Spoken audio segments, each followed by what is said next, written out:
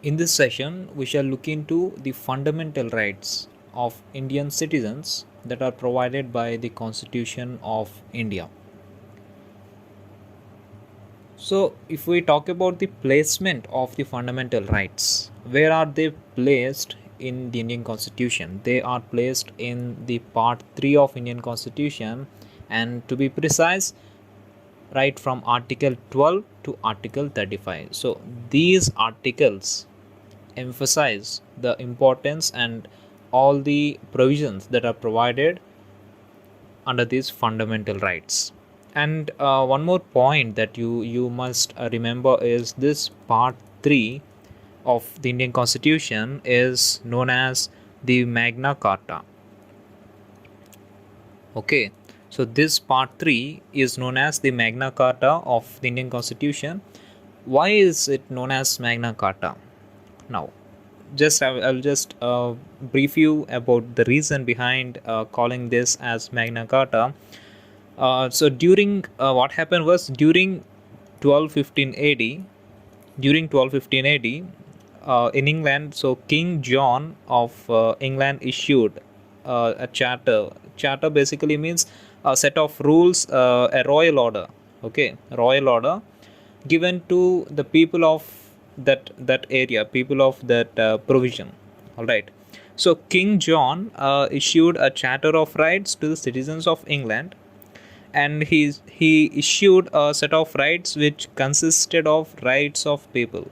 So those rules, those rights of people are regarded, I mean, at that time were regarded as the Magna Carta. And if we just come back to the topic that we're discussing now, the fundamental rights are the rights of people, like the charter provided by King John, right? And that charter emphasized about the rights of people, and this Part 3 of our Indian Constitution also emphasizes about the rights of people.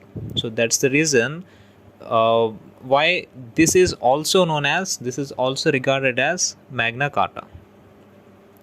Hope it's clear now. So, which part of the Constitution is also known as Magna Carta? That is Part 3. Just now we have discussed. And how many fundamental rights were there in the original Constitution? So, when we adopted our Constitution, at the time we had 7 fundamental rights. However, currently we have 6 fundamental rights, and we all know the fundamental right that got eliminated was the right to property. We'll discuss how it was eliminated, and now where we can see right to property, and in which article we can see the right to property, and so on. So basically, what are the fundamental rights? What is the definition of fundamental rights? See, for the exam point of view, the definition and all that, those are completely irrelevant. I agree with you.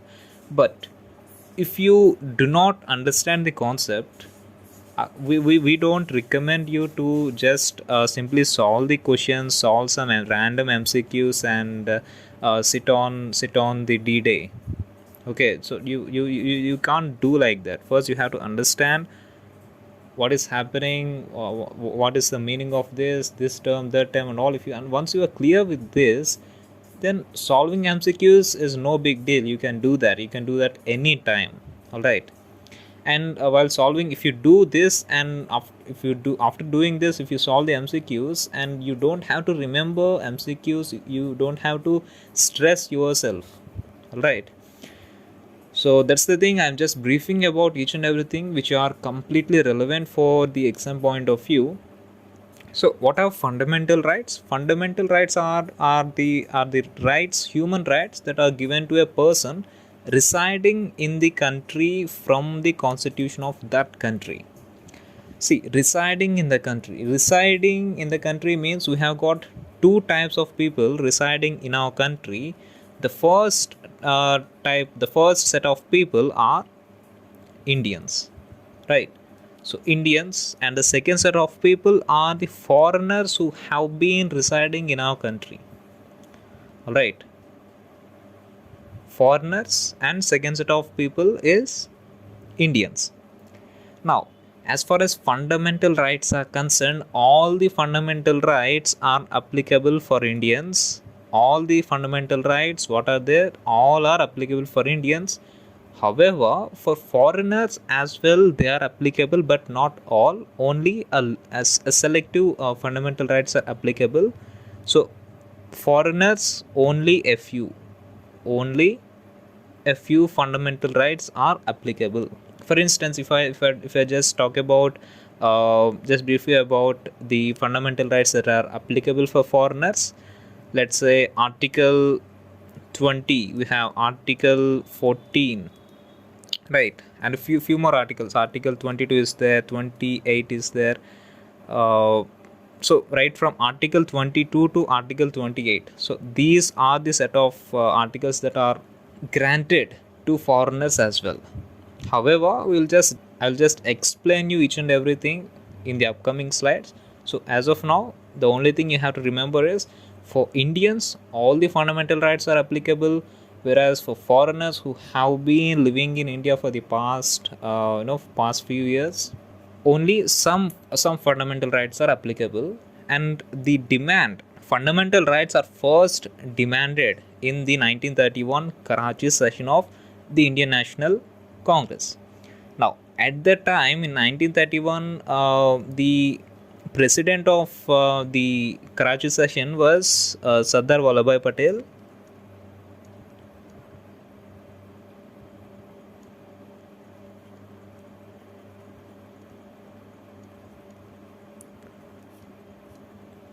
I'm just telling you the president and all those years just for your understanding. And if we talk about fundamental rights, can you just tell me where did we borrow the idea of fundamental rights? I mean, from which constitution did we borrow? I think you must have read in the sources of Indian Constitution. Just think about it. The fundamental rights, the concept of fundamental rights, we borrowed that from the Constitution of USA. Right. So we borrowed the concept of fundamental rights from the Constitution of USA. So from which constitution did we borrow the idea of fundamental rights? It is USA. Now, the features of fundamental rights.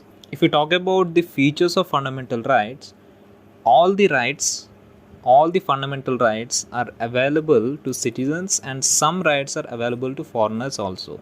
We talked about this earlier. And the second one is, some rights are absolute and some rights are relative. What does this mean? Absolute. Some fundamental rights are absolute and some fundamental rights are relative. What is meant by absolute? Absolute means rights, the fundamental rights with no exceptions, right? So fundamental rights with no exceptions, no limitations. They are applicable at any point of time, and also at anywhere within the political boundary of our country, right?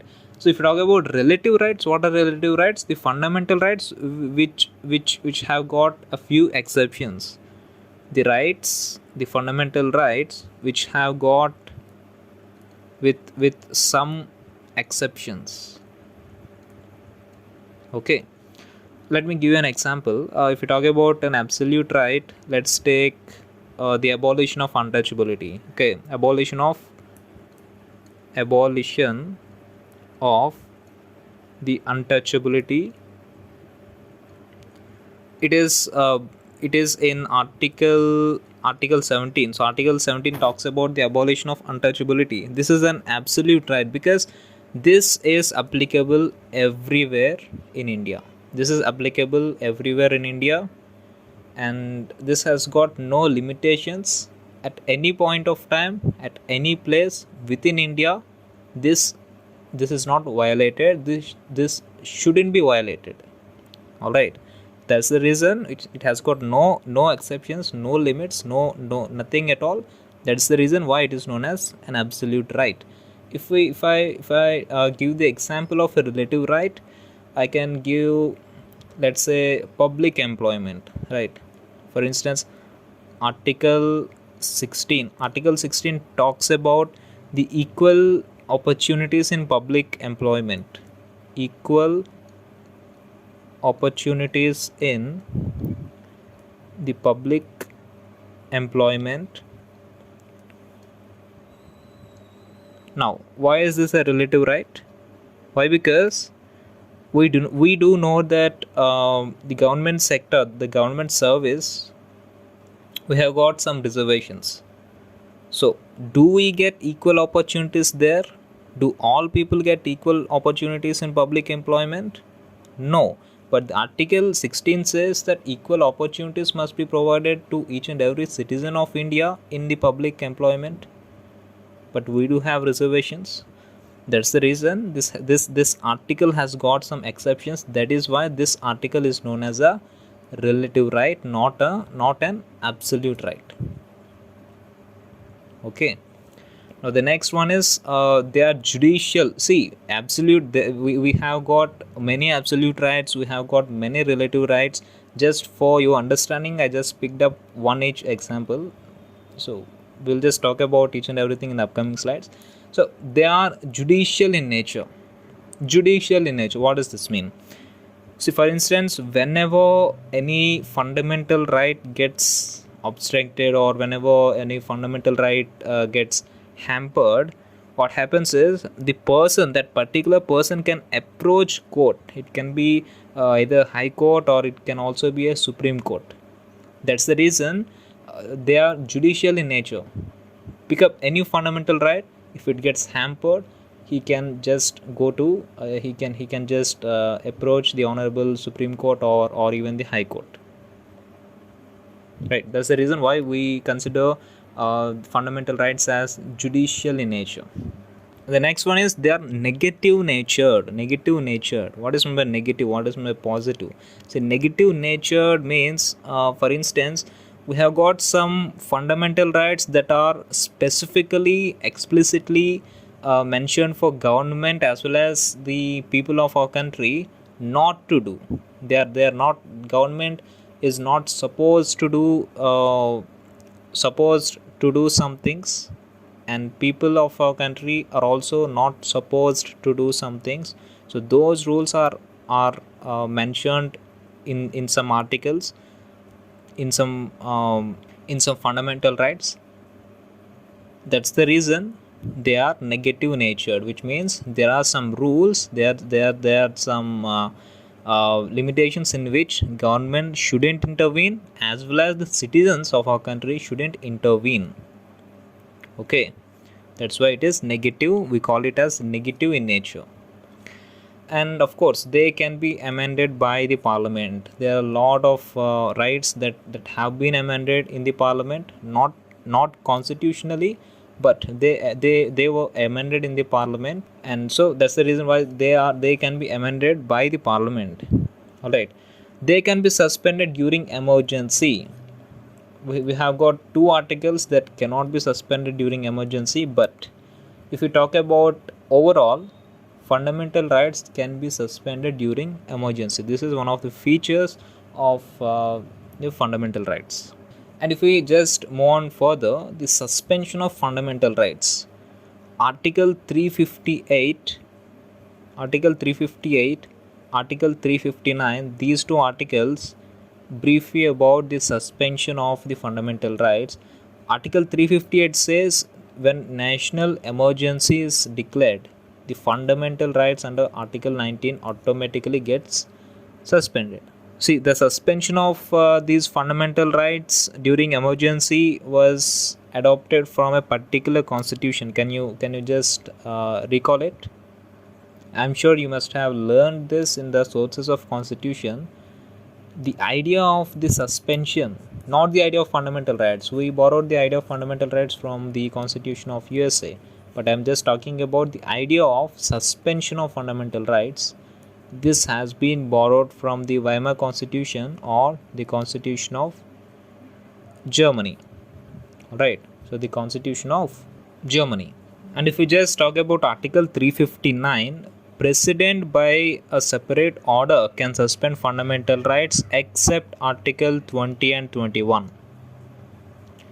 Previously, I told you all the fundamental rights can be suspended during emergency except those two are Article 20 and Article 21. Why can't they be suspended? Why can't they be suspended? Because if they are suspended, this will be against the principle of the natural justice. We'll just talk about Article 20 and 21 in the upcoming slides, but as of now, what you have to remember is these two articles cannot be suspended even in the case of emergency. Okay. So let's move on to the fundamental rights. So originally, when we adopted the constitution on 26th November 1949, originally we had 7 fundamental rights, but currently we have 6 fundamental rights. Right. So what are the 7? The 7 fundamental rights were: right to equality. This is mentioned from Article 14 to 18. Right to freedom from Article 19 to 22. Right against exploitation, that is from Article 23 to 24. Right to freedom of religion, that is from Article 25 to 28. Culture and cultural educational rights, this is from Article 29 to 30. Right to property, this was mentioned in Article 31. Right to constitutional remedies was mentioned in Article 32. But currently we do not have this right to property, right? We do not have this right to property. What happened is in 44th amendment, right? 44th amendment of 1978, this right to property was removed from the fundamental rights and was shifted from Article 31 to Article 300A. Okay, so it was removed and it was shifted from Article 31 to Article 300A. Alright, so earlier right to property was a fundamental right, but now it is not it's no more a fundamental right, it's a legal right. It's a legal right. And I will just brief you the difference between a fundamental right and a legal right. Just I'll write it here. The difference between fundamental right and the legal right. So fundamental rights are, these are the rights which we get by birth. Okay, so by birth.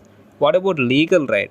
The legal rights are attained at a particular age. After a particular age, generally it is 18 plus in most of the cases. So legal right are the rights that we get after a particular age.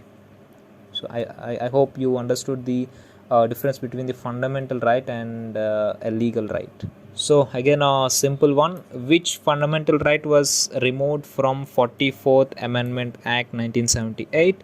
That is right to property.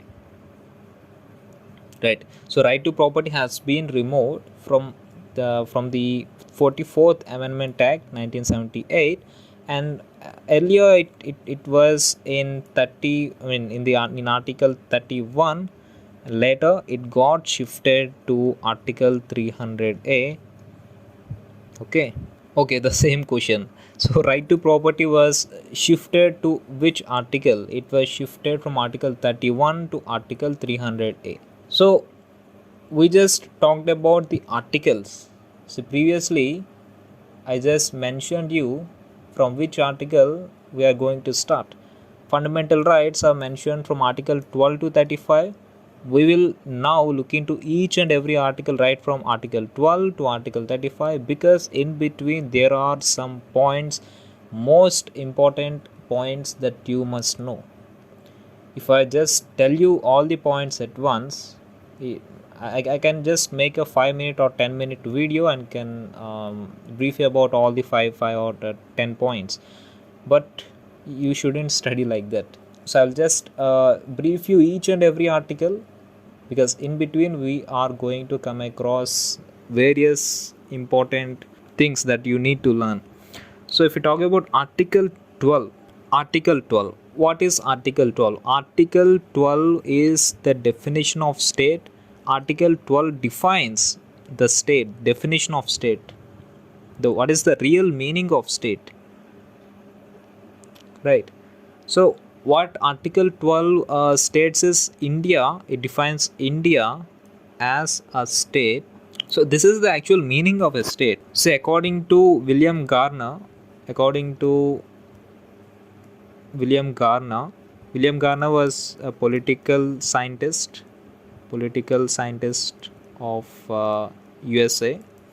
So according to him, state has got four main components. What are the four? The first one is a defined area.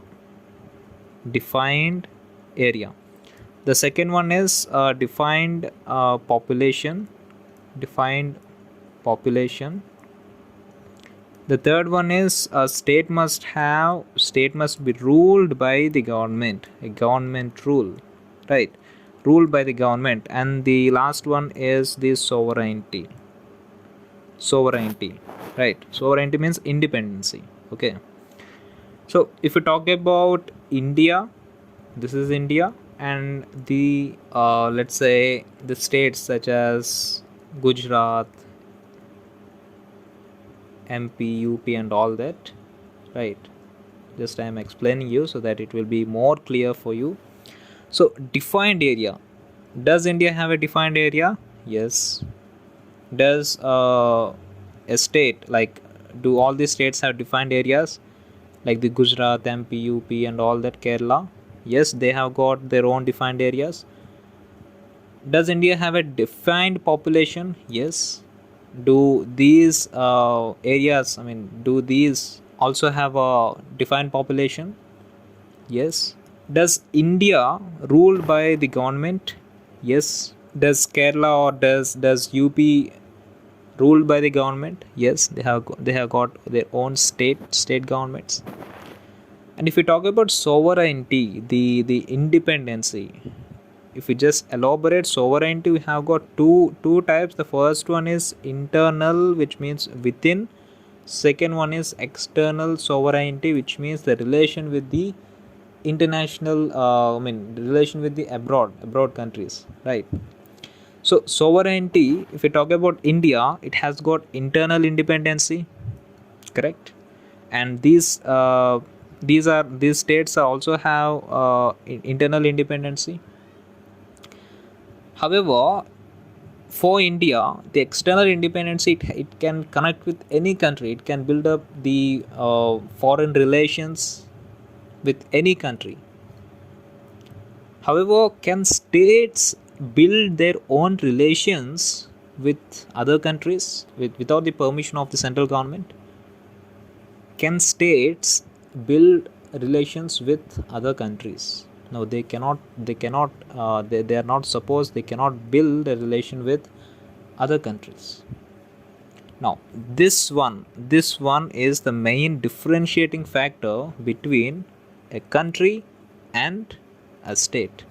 That's the reason, as India is defined as a state has got all four components. So India is qualified in having all these correct. That's the reason India is defined as a state. So that's the reason India is defined as a state, whereas UP, MP and all these are not defined as states. These are defined as provinces. Okay, these are defined as provinces. However, if we take the case of USA, what happens is the provinces of USA has got independency as far as the sovereignty is concerned. Each and every state can build the diplomatic international relations with other countries, but that is not the case in India. Each province, each state, for instance, in general, each state is not supposed to build up their relations with other countries. Only center has got that power, that authority to do, right? That's the reason why India is known as semi-federal.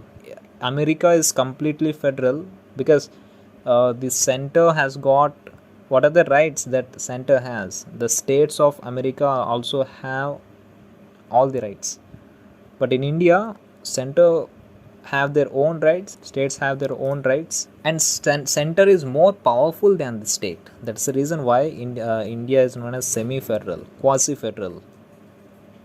Okay, and the definition of state, this part is completed. And government and legislature of states. What is meant by government and legislature of states? So legislature of states means this UP, MP, Kerala, AP, and all this.